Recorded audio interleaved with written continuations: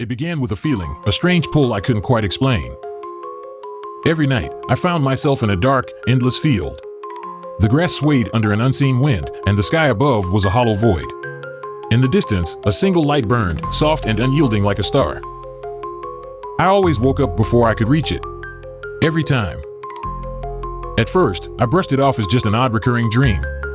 But then things started happening in the waking world. Small, unsettling moments, glimmers in the corners of my eyes, or a strange, dim glow in the shadows of my apartment.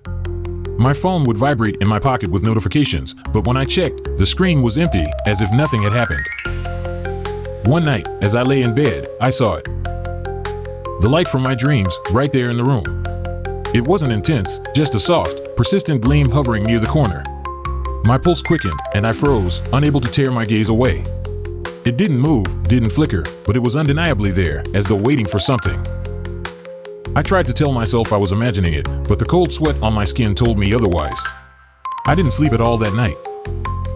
The next day, things only grew stranger.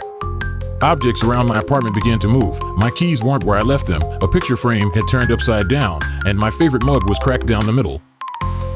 Then, the messages came. Scrawled on the surface of my kitchen in condensation were the words, "Find the light." I wiped it away, but the next morning, they were there again, clearer and more urgent. "Find the light, or it will find you." I tried to leave, packing a bag and heading for the door, but the apartment wouldn't let me go. The lock jammed, the windows wouldn't budge, and it felt as if the walls themselves were holding me in. That night, the light returned, creeping closer and closer, until it hung just above my bed, glowing steadily. I remained perfectly still, afraid to move, as the light pulsed like a heartbeat. I wanted to answer, but no words came.